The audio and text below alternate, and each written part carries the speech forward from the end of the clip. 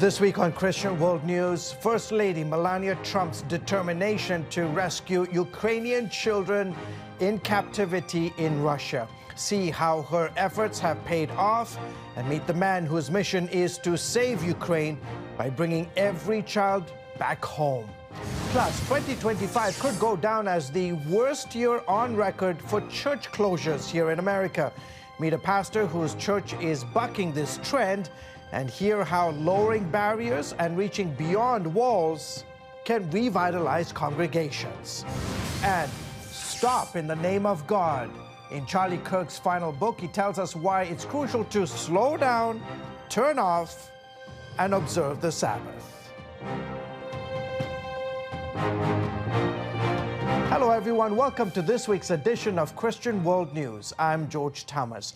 The government of Ukraine estimates Russian forces have abducted more than 20,000 children since the war began. First Lady Melania Trump wrote a peace letter to Russian President Vladimir Putin about the children, and as a result, at least 8 were reunited with their families. And efforts are underway to get all of the other children back as well. Senior White House correspondent Kelly Wright has the story. The people of Ukraine continue to face constant danger from almost daily Russian drone attacks. Adding to the death and destruction, Russian forces have taken thousands of Ukrainian children into captivity. It's horrible. Ukraine lost 50% of children's population. Mykola Kuleba, founder of Save Ukraine, tells CBN News his organization is committed to rescuing these children, many who have been subjected to human trafficking. They told us that they will not let us go back because Russians now went out of the city, and now there is Ukrainian Nazis there back again. 3 years ago, Danik Yatsenyu and friends at a youth recreation camp were taken captive by invading Russian forces. Danik, now 16, tells CBN News the Russians told them it would not be safe to return home. They don't want to return us back because, they're Nazis, they will kill us and they will eat us there. And that's why it's dangerous. And I believed in that propaganda because everybody kept saying, both children and adults, that it's dangerous to come back to Ukraine. The most cruel statement came when they told Danik his mother didn't love him. Back home, Alla, Danik's mother, desperately searched for her missing son. She then reached out to Save Ukraine. In these 6 months, I've been doing impossible. I've been doing everything to just rescue him. After 6 months, mother and son were reunited. While their ordeal ended, thousands of children remain separated from their families. From our children, Russia wants to make them their slaves and their soldiers. We're here for millions of people to see through our story that Russia is not a friend. We rescued a lot of kids who've been taken to a military camp or military academy or Russian army, or have been abused because through our research, 1 of 15 is sexually abused in occupied territory. Their plight came to the attention of First Lady Melania Trump, who wrote President Vladimir Putin, seeking his help in returning all of the children. A child's soul knows no borders, no flags. We must foster a future for our children, which is rich with potential, security, and complete with free will. A world where dreams will be realized rather than faded by war. Putin responded by providing a team to work with her representative to ensure the children's safe return. She can help to verify that kids and bring them home. We believe that, and we really need her in this war as a lady of such a great country, First Lady, and she can do this. It's a first step, but I want only ask her not stop and do next and next and next. It is difficult to predict what the fate of the Ukrainian children who are still being held in Russian captivity will be. But rest assured that the people who are running Save Ukraine will not stop in trying to rescue every child that was taken by Russian forces. And the one thing they encourage Americans to do is to pray for the peace and protection of all of Ukrainians, and in particular, the children who need to be back home with their families. At the White House, Kelly Wright, CBN News. Thank you, Kelly, for that report. Ukraine's southern front has become a hunting ground for Russian drone operators who brag online about turning civilians into targets. During a recent trip to Kherson, CBN followed a volunteer team bringing aid to those still living under the constant threat of drone attack. Chuck Holton has that report. Daily life in Kherson means enduring Russian attack drones launched from just across the Dnipro River. Civilians say operators use them for target practice, calling it a human safari. The threat forces all who remain to live under nets that stretch for miles, which still isn't enough. They are burning all the houses, destroying them. And our house, the roof is damaged and the glass is shattered, and we cannot return there. People are killed here almost every day. Still, a small team from Hope for Ukraine makes a regular 12-hour trek crossing into the danger zone to reach those cut off from food, heat, and power. This humanitarian group that we're with from Hope for Ukraine is coming in here almost every week and bringing supplies to the people who are still living in Kherson. We're only about a kilometer from the Dnipro River, and that means the Russians are just beyond that, and they're bombing this place every day. But it's not just the bombs that they have to worry about, because there's just not enough food in here for these people to survive without the help of people like this. Our life here is truly awful. We are in a red zone, we cannot. Everyone is afraid to come here to us. Local authorities, regional authorities, they don't come to us. We are without power, without anything, no electricity, no services come. Everyone is afraid. Houses collapse daily, people are dying. It's such a horror that we don't know what to do or what this is. The elderly woman who lived in this still smoldering home died when a drone targeted her house. Hardly a military target. Even for those in homes still standing, the winter is brutal. Russian strikes have gutted power stations, leaving whole districts without light for hours each day. Hope for Ukraine brings food kits and solar power units so families can cook without producing smoke that might draw a drone. Many of these volunteers are Ukrainian believers who've helped displaced families since the first Russian invasion in 2014. Hard to believe that people have been living this way for years in these bunkers underneath the buildings. So basically, there's a food kit that sustains family for up to 10 days, and then you have the solar power generator and the cooktop that comes with that. So that's basically what we've been pushing right now to the frontline areas. The last time I was here was 3 years ago, right after this area was liberated from the Russians by Ukraine. And the mood at that time was jubilant. As a matter of fact, there were hundreds, if not thousands of people arrayed in this square, all celebrating the freedom that they got after being under Russian occupation for a long time. But now it's a much more somber picture. You've got these flags and pictures that represent those that have died here fighting for Ukraine. And you can see back behind me the city hall, which was struck by a missile and destroyed completely. We're going to get out of here too, because this would be a great place to get hit by a drone right now.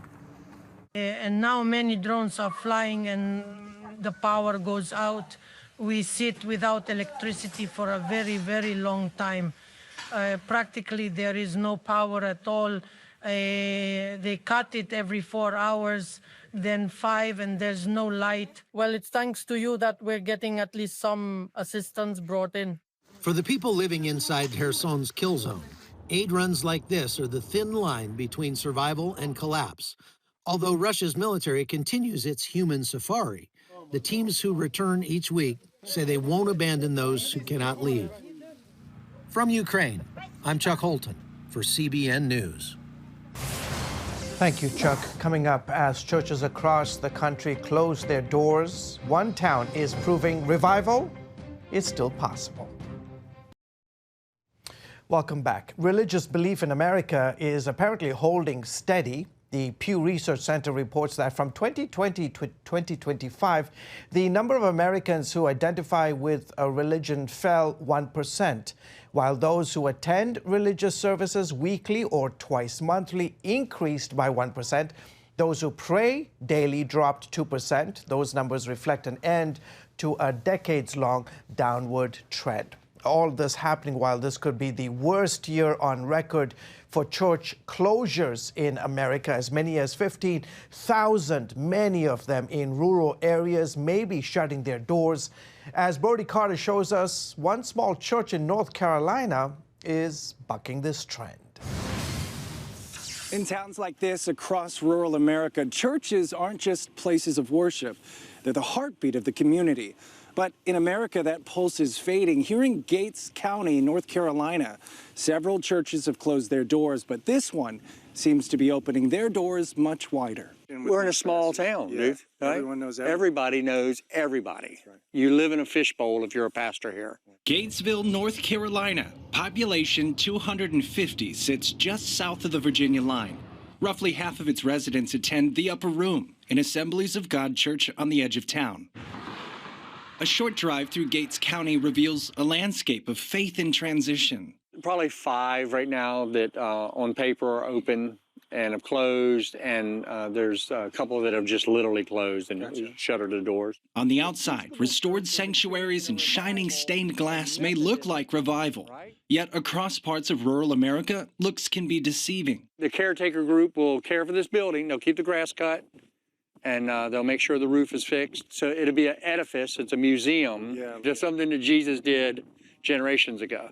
Nationally, as many as 15,000 churches could close this year alone, with the National Council of Churches estimating 100,000 closures in the coming years. Mainline Protestant and Catholic parishes are hit the hardest. Based upon the best data I have, 2025 may be a year when we'll see what I think will be the most churches closed in any one year. Tom Rayner, CEO of Church Answers, has helped churches on the brink for nearly 40 years. We at Church Answers cannot keep up with the number of consultation requests for revitalization. We can send resources, but for those who want us there at the church to look at it, we simply cannot keep up with it. That's telling me that these churches know that there's a problem more than ever. Rayner, an early leader in church revitalization, created the Hope Initiative, a model used across denominations to restore struggling congregations. He sees 2 critical warning signs that led to this year's tidal wave of closures. Once you see a church that has no evangelistic intentionality, no gospel centrality, along with a self-serving motive, you can pretty much be guaranteed that that church is in a decline, perhaps near death or perhaps dead. We call the category of near death moribund, M-O-R-I-B-U-N-D. And it's a weird name, but it just means really, really sick. Inside the Upper Room, though, it's a different story. And the pastor's own journey serves as a testament to the renewal. Think about this, Brody. I met Jesus in prison. So everything we call the church, I had never seen before, right? My church was in a cell block with 4 or 5 other believers and the Word of God. In the late 90s, before Christ entered his life, Eric Earhart spent 4 years behind bars for drug distribution.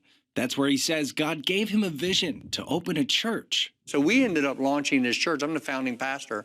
We're 3 miles from the prison camp that I was released from. As a church that's undergone the Acts 2 journey, an Assemblies of God revitalization model, Pastor Earhart is a prime example of what a church can do if they lean into where God is leading them. Revitalization is predicated on lowering the barriers to entrance, that their heart becomes tender to the fact that right outside those doors, there's people who are desperate for hope.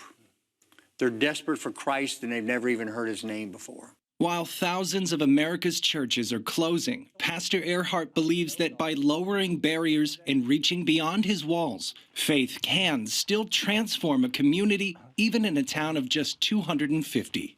Reporting in Gates County, North Carolina, Brody Carter, CBN News.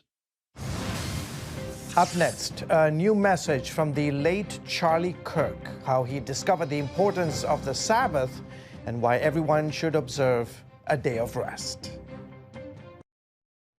Welcome back. Despite being cut short by an assassin's bullet, Charlie Kirk's impact continues to grow. His last book, Stop in the Name of God, talks about the profound change in his life. CBN's Paul Petit spoke to Kirk's pastor to learn more. It's an amazing book.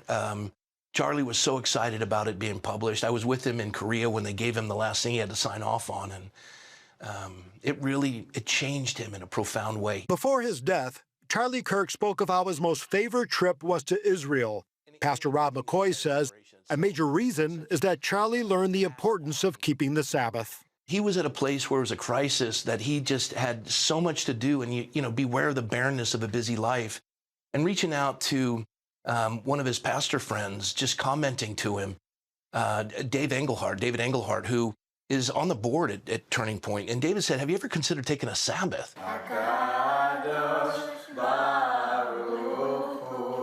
The Sabbath, or as they call it here in Israel, Shabbat. You know, Shabbat is the kingdom of heaven's deepest secret, but has been hidden in plain sight. It's right there from Genesis 1. Keeping the Sabbath holy is also the fourth commandment. Across much of Israel, daily activity basically stops from sundown Friday until sundown Saturday. In many Jewish homes, like the Ben Davids here in Galilee, Sabbath dinner is prepared, candles are lit, and the bread and wine is blessed. You approach it with great holiness and great reverence, and you acknowledge that God is our provider. And Charlie started to research that and go into it. And so he would just turn off his phone, be with his family. Focusing on family is a key part of the Sabbath. Blessed to be a blessing all the days of our life. So you go through this procession, blessing your wife, singing Proverbs 31 over your wife. It's a time to honor her. It's a beautiful thing. Then we get to bless the children. When the sun sets in Israel on Friday, the feast begins.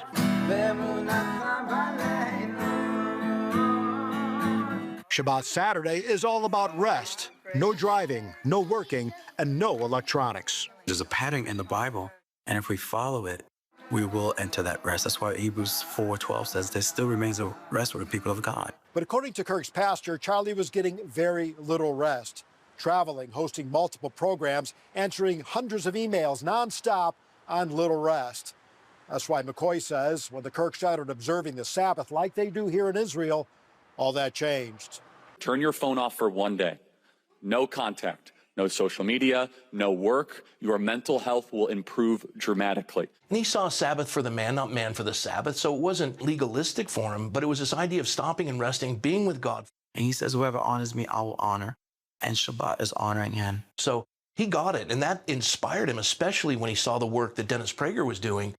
And then he wrote the book, and that was now being published posthumously. It was his magnum opus, so to speak, Stop in the Name of God. Paul Petit, CBN News, Jerusalem.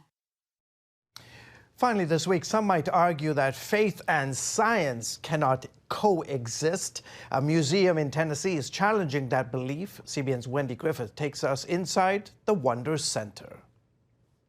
Just outside Nashville sits the Wonder Center and Science Museum, featuring 100,000 square feet of exhibits explaining the mysteries of science and history, space, paleontology, animals, literature, even a 1,000-year-old Bible scroll, all from a creation perspective.